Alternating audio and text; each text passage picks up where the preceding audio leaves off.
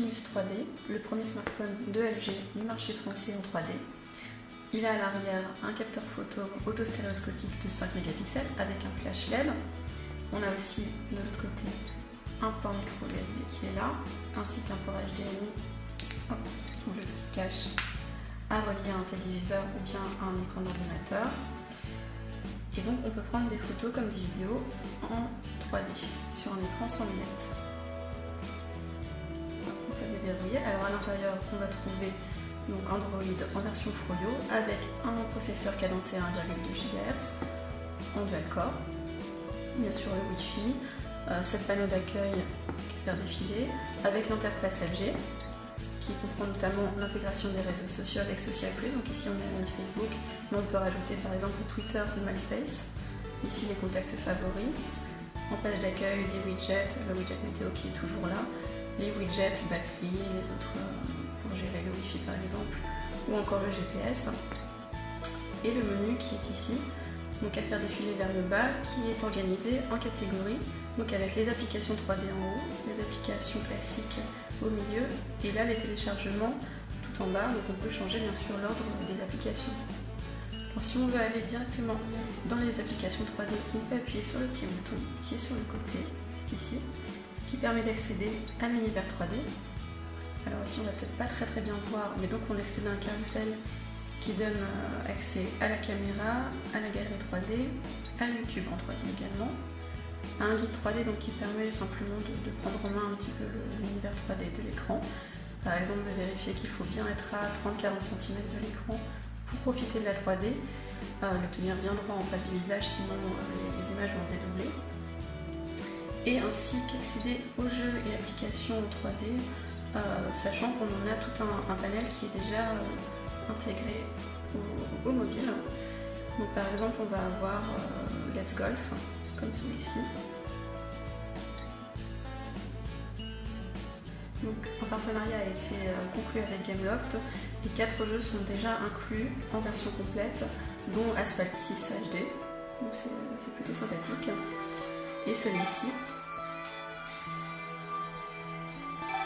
On va peut-être pas faire une démonstration complète, mais effectivement ça fonctionne très bien en 3D. Il faut s'habituer un petit peu, mais c'est plutôt agréable à utiliser, peut-être même un petit peu plus qu'en photo, où là il faut avoir bien l'habitude pour supporter. On va faire un petit exemple.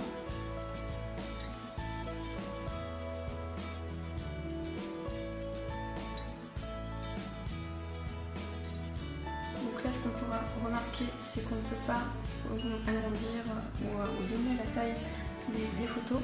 Par contre ce qu'on peut faire, c'est choisir dans quel sens on veut que se passe la 3D, donc soit en relief, soit en profondeur, et on peut donc régler l'intensité de chaque côté selon ses goûts. Donc on crée une petite interface sympa pour regarder ses photos. Ici en intérieur, ce qu'on constate, c'est que les photos sont un petit peu sombres, tandis qu'en extérieur ce sera nettement plus lumineux. Ici avec les fleurs, là également l'intérieur c'est un petit peu plus sombre. Mais le rendu est plutôt sympa en 3 mégapixels en 3D, alors qu'on va avoir du 5 mégapixels en 2D.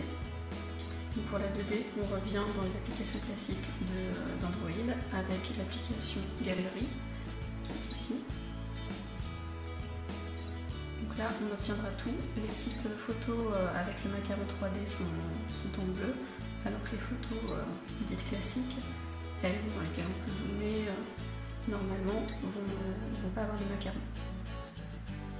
Donc ensuite, on peut les partager, comme toujours, sur Facebook ou par email, dans les réseaux sociaux, par Bluetooth. Bref, le classique d'Android.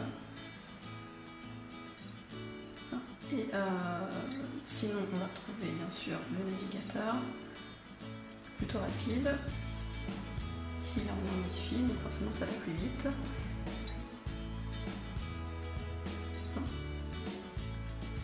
Là, le navigateur est plutôt bien fait là-dessus. LG a ajouté ces boutons non pas dans les paramètres du menu, mais en bas de la page, ce qui permet d'aller d'avant en arrière ou de naviguer entre les fenêtres sans trop de difficulté, puisqu'on a tout à portée de main sur l'écran. Donc c'est fluide, ça marche plutôt bien. Avec le support du flash, extrêmement original, on ferme depuis notre fenêtre, on peut la fermer directement ici.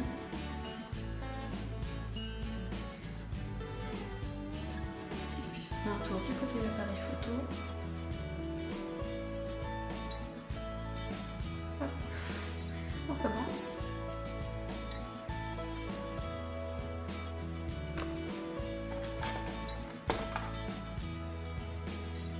Donc ici, on peut choisir la zone de mise au point, on peut zoomer. On met la qualité quand même parce qu'on va faire carrément en qualité. On peut changer l'exposition, divers paramètres, l'utile balance des blancs, choses comme ça. Choisir un macro, ce qu'on va faire ici. Bon. Et donc on peut changer de la 2D à la 3D juste là. Donc on va rester en 2D. Et d'ailleurs, notez qu'on peut passer en caméra avant, juste ici. Et on va prendre la photo.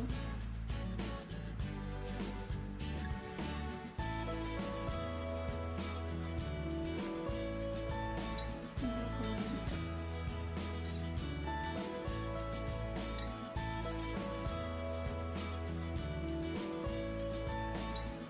Donc un smartphone sympathique, original par rapport à ce qui se fait actuellement.